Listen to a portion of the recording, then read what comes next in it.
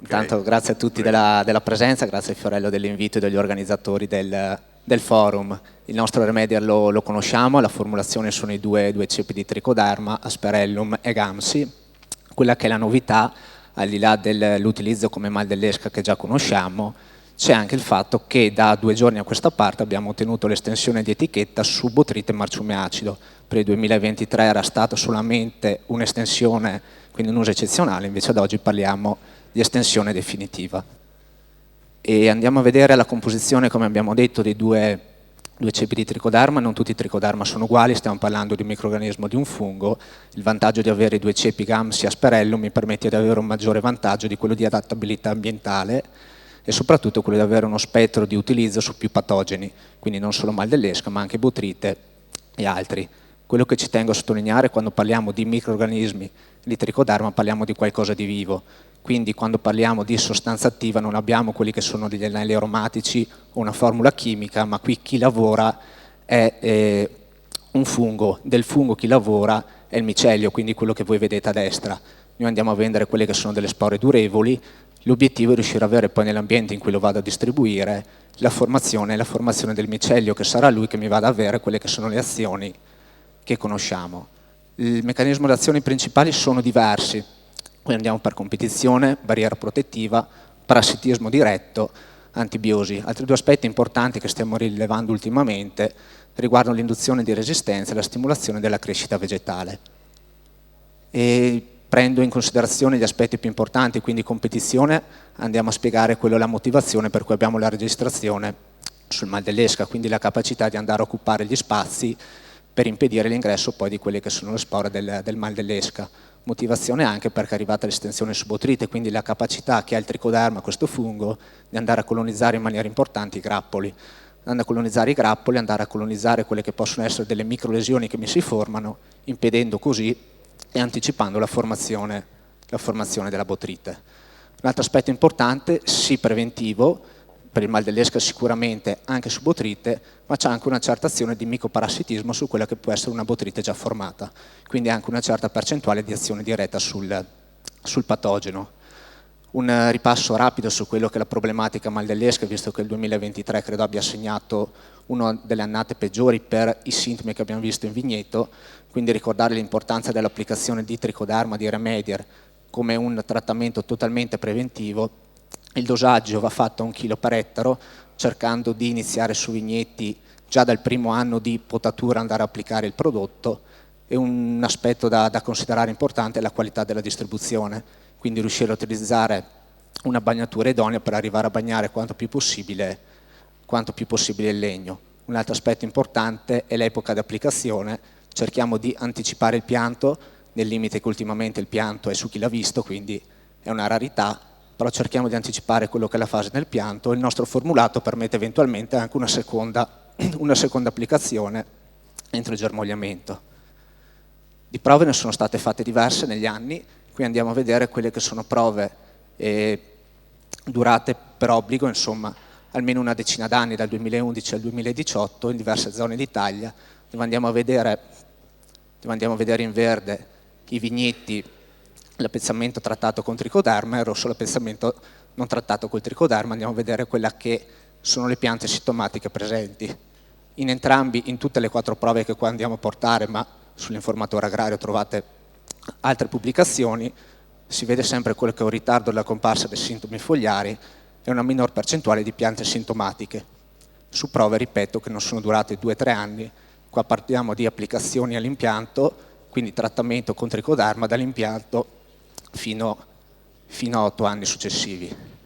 Il focus di oggi, quindi la possibilità di utilizzarlo anche su botrite e marciume acido, parliamo sempre di applicazioni a 1 chilo per ettaro, un timing molto ampio perché andiamo da inizio fioritura a pre-raccolta.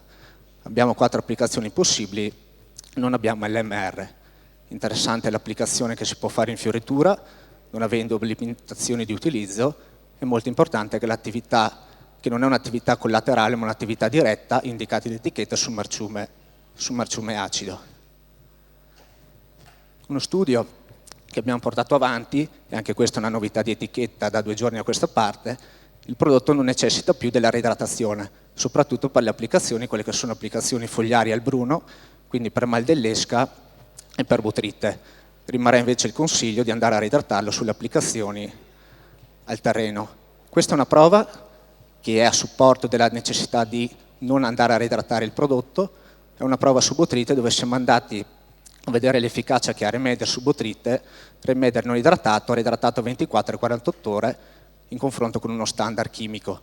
La prova è una prova di laboratorio, siamo andati a trattare degli acini di uva da tavola, successivamente siamo andati a forarli, se vedete nella foto in alto a destra ci sono dei puntini bianchi, è il punto dove siamo andati a forare l'acino, successivamente siamo andati a applicare anche un inoculo di botrite per andare a vedere come il prodotto fatto precedentemente può lavorare contro botrite. Interessante il risultato della prova dove vediamo che il Remedier non idratato ha avuto un'efficacia dell'80% e meglio a livello numerico del Remedier idratato 24 e 48 ore. Quindi questo in primis ci ha confermato la non necessità di andare a reidratare il prodotto perché ha lavorato comunque bene, se non meglio reidratato. Nello stesso tempo, questa è una prova che ci fa anche capire l'importanza e l'efficacia che può avere il prodotto nei confronti di botrite, perché stiamo parlando di acini forati e inoculati con botrite, siamo arrivati ad avere un'efficacia dell'80% con Remedier, dove il testimone non trattato era praticamente liquefatto a distanza di 10 giorni dall'inoculo. Presento quella che è una prova invece su marciume acido, un altro aspetto molto importante del prodotto, e qui andiamo a confrontare il Remedier con quelli che sono gli standard, uno standard chimico e due standard biologici.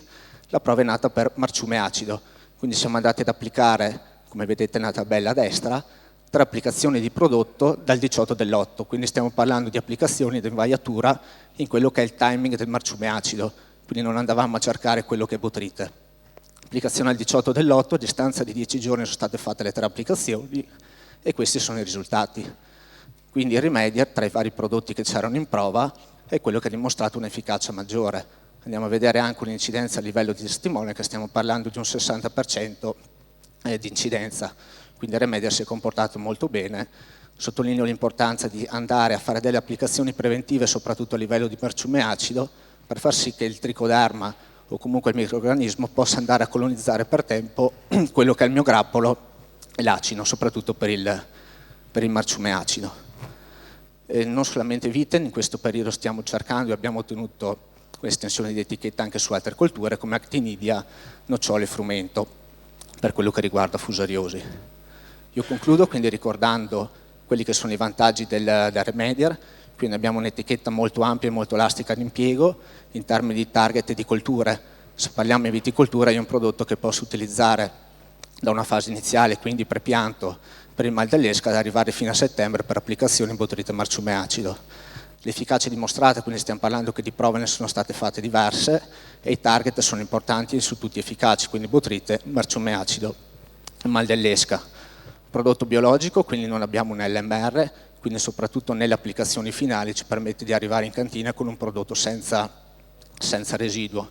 Selettivo sugli organismi utili, lo dicevo prima, le applicazioni a livello fioritura si possono tranquillamente andare a fare, quindi non ci sono limitazioni di etichette come termini di applicazione.